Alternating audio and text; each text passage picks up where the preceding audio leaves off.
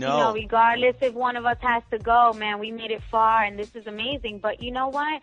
Jasmine is a girl. She got pregnant when she was a young teenage girl. She's got a crazy life, and she did something that her family never believed in her, never thought that she would be capable of doing. And Latasha as well, she had a crazy upbringing, and she has a child that she's crazy about and a wonderful relationship she's in. And it was amazing for her to get as far as she did, She was in the Army, though, right? How did she got picked out of Orlando? They got a bunch of girls in Florida and a bunch of girls in Pennsylvania and Texas. Just one girl from the BX.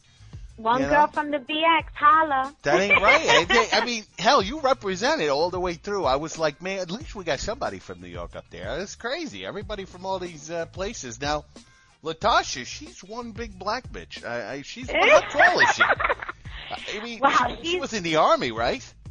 Yeah, she was in the Army, and she was a big girl. But I don't even know how tall she was. She probably was like 6 foot, easily. I mean, she was really, really tall. And she was really fit. She had a beautiful body. She was, hot. She was really hot. Oh, well, let me ask you this there. What about you, Latasha, and Danielle and Jasmine together doing a little nasty? You ever do a threesome? Oh, hell no. Oh, me? I mean, definitely not on the show. Okay, I'm just wondering, what was going on at night? Did you guys spend time together, talk, hang out when the cameras were off, or were the cameras always on? That's a funny question. I mean, as on my end, anyone that I hung out with, including myself, we didn't have anyone to do that with. But, but there were rumors going around that, what's that girl's name? Crystal and Ivanka were doing the nasty because, Ivanka's gay or whatever. Yeah, they look like two dykes.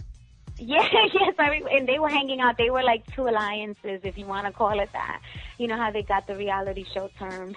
Right, of course. They were they were lined up, so everybody was spreading rumors about that. But, I don't really know. I choose to remain neutral, because I wasn't in the bed with them. I didn't see anything happen. Yeah, well, you never know what happened, but they should have called you anyway. Now, I'm just picturing you and Latasha doing some brown sugar, honey, caramel business going on.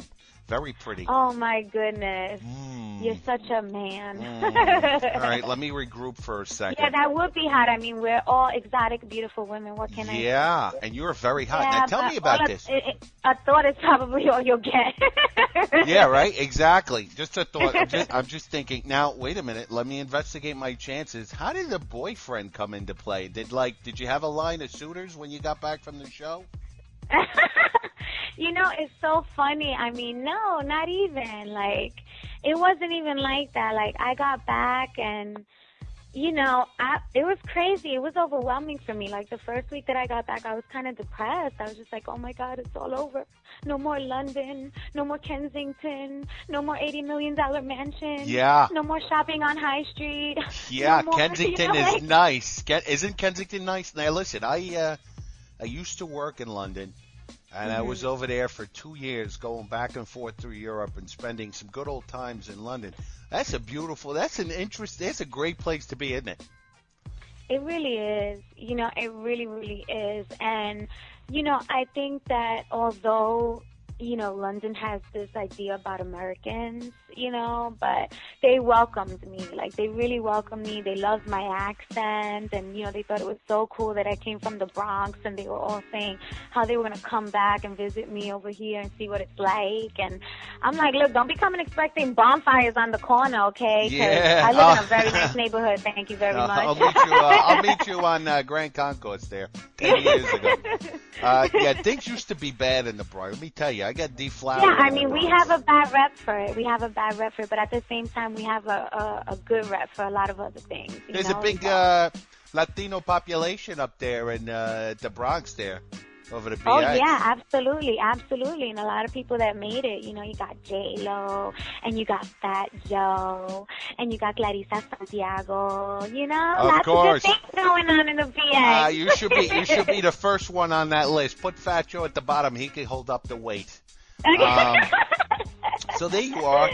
Mrs. Santiago, my Puerto Riqueña. I didn't even know that. That's great. I think that's beautiful. I'm very proud of you representing New York like that on a show, that's, American Princess. I mean, for all things that, a pretty Latina sister from the BX from New York to be up there, number 3. I was very upset when you lost. But before we talk, let's get to the boyfriend. I'm still working on that file. On the boyfriend. Okay. How did that go down? When you come back, you're depressed for a week, you're hanging out, you put together a couple of mojitos or whatever, Yep. You go over to the bodega, get you some drinking, juice for the afternoon. How'd you meet the guy? Did you know him? I kind of sort of knew him. I mean, we had a mutual friend. We had a friend in common. And my friend, DJ NOE, he was putting together, like, this showcase for, like, his roster of rappers. And he wanted me to put together the press kit for it. So I wanted to include bios of all of the artists that were going to be performing in this show. And it so happens that my boyfriend was one of them. And, next thing you know, I emailed him, his version of what I did, because I write also. So I edited, the bio for him and I sent it to him. And after that, we just kind of started talking online. And then, he kept trying to get me out. And, I just have this whole thing about online dating. I'm like, oh my God, I don't know this guy. I don't know if I want to meet him. I was like freaking out about it. But I agreed to meet him and we went out to dinner and we just really hit it off. We had the best time ever. And is he hot? Yes, he's hot. He's huge. He's 6'4", and he's just really handsome, and he's very charming as well. He has a wonderful personality. Well, and he's also a good artist, Well, let me tell you something. I don't think he has anything on Dr. Mo, but let's move on from the boyfriend. I got that file closed. Dr. Mo, the freaking boyfriend. Forget about it. All right, let's get into these beaux that you were meeting over on the show in London. They were hooking you up with some very aristocratic, noble, educated, rich, white young men that represent the cream of the crop over there. And, half of my audience is thinking there's 5 fairies you were hanging out with, but let's just talk about these guys. What were you thinking? You're hanging out with these guys, they're prancing around, pointing at buildings, and you're going, What did you think of the guys? It's so crazy. I'm probably going to bug you out with my answer, but I'm going to keep it totally real with you. Keep it real. We didn't pick those guys. I mean, obviously, production chose those guys, to represent aristocratic boys in London or whatever. But, when I met Theo, I was really afraid that he wouldn't like me because, I was a Latina, you know what I'm saying? And I'm like, he's not gonna like a dark-skinned, brown-eyed, dark hair, short hair girl. He's gonna love Cassie. He's gonna love the blonde hair, blue-eyed girl. And it was so crazy. So, like, our first date, I was just, like, bugging out the whole time. I'm just like, oh, my God, I hope he doesn't judge me. Like, I just really didn't want to be judged on being a Latina. I didn't want the show to be based on that either in the end. You know what I mean? So, that going into it, it was really nerve-wracking.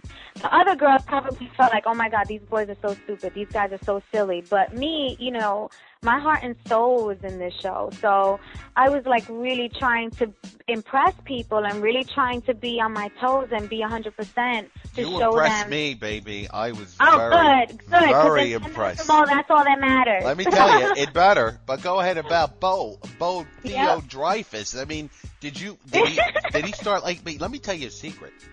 Now, I've traveled a lot of places.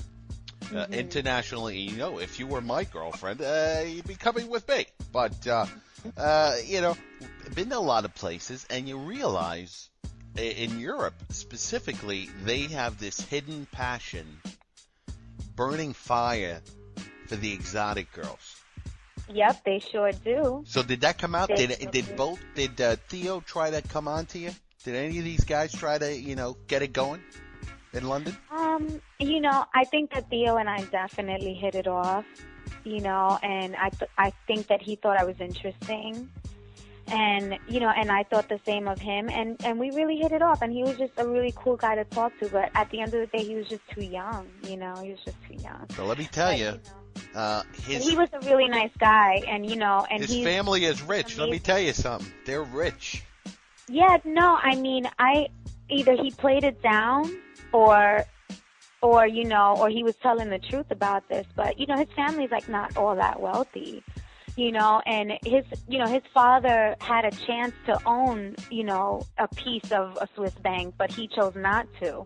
So in the end, they chose for a normal life. And, but he got accepted to one of the best schools in the world, 1 out of 5, you know what I mean? And he travels the world a lot too. So, I mean, who knows what kind of crap he was feeding me? I mean, yeah. I really thought I could be the princess, and you saw what happened. you are the princess, so, baby. Who knows? You are. You oh, forget thank about you. all that. Forget. We'll talk about her ass in a minute, but let's talk about. I remember there was on the show. You guys opportunities. There was at one point you all got together, you were all hanging out, and this Latasha, I think, she went and kissed Theo. Yeah, she licked Theo. She wanted to fuck him. I could tell. And I'm like, I think they all wanted to get some action, man. It had been like 5 weeks. We were all staring each other in the face, like horny girls. Either you go Ellen DeGenerate, or you find yourself a man. But yeah, she was, and I was like, baby, you come over here. I'll take care of you. You don't need that guy. I'll give you the mandingo, all right? The Latino mandingo. You're gonna get it. So, and any weird things happen with the guys? Any of the 3 guys try to hook up with any of the girls there? No, I mean, they kept us apart. The only time that we were together was when we were actually filming. But outside of that, we really didn't spend time off screen together. How much filming did you do? To be honest with you, we had like a normal schedule. We would start at like 9 a.m. and we would be done. I thought so. Before 8 o'clock. Because I was looking at that. Yeah. I was looking at that, and I was saying, it looks like they're starting out in the morning at a reasonable time and ending at a reasonable time. There's a lot of daily stuff, so it probably gives you a lot of time to go do some stuff. Well, that was one thing. I mean, the show took incredible care of us. They fed us, around the clock, our meals. It wasn't the best food, but, London is not known for having the best food. But, at the end of the day, they took very good care of us. They woke us up on time, and we were usually done filming before 8 o'clock. And after 8 o'clock, we would just have to be in the house, and that's when we would just, like, either munch out or talk crap or, like, watch TV, or, like, some girls would go out and smoke on the terrace. Some girls like me would sleep, Yeah. So that's they were what? They would smoke pot out there? No, not at all. Because we weren't allowed to really have anything. Like, we weren't allowed to buy liquor or anything like that, So it was just really, that was like the downside of it, because we didn't really get to live it up in London, I would have loved to check out the nightlife and, got to see a lot of cool things. Oh, but... baby, the nightlife in London is hot. I know. I'm dying to go back. I hear it is. You need to. You got to do 2 things for me. I want to make you famous, baby. Listen, I want you to go. We're going to set you up to go to Japan. We're going to blow your shit up there. It's really hot. And we're going to send you over back to Europe and get you going over there. What do you think about that? That's what we need to do. Fans, listeners, let's spread the word. This girl is going places. I'm going to be right behind her. Hey, leave the boyfriend at home. Let's talk about the hosts, right? Wow, Dr. Mo, thank you so much. That is really sweet of you. You're very well. Listen, you were awesome on that show. You're the reason I watched that show. I was impressed by the way they did the show. I took extreme part in the show. I recorded some shows about your show and you. So, believe me, we know you, we like you, and we thought it was a tickle to watch. It was great to watch. The girls going through it. I identified the fakes, and they dropped. And I identified what's her name as a fake too. What's her name? The girl who won, Cassie. But anyway, listen, we'll step through that, sweetheart. You just Stand fast. You just sit tight. Hey, you just sit tight. I'm talking to you right now. Well, let's talk about the judges, right? First of all, Catherine Oxenberg, and she sounds like an animal. I mean, man, Oxenberg's coming down. Oh, shit, we're out of here.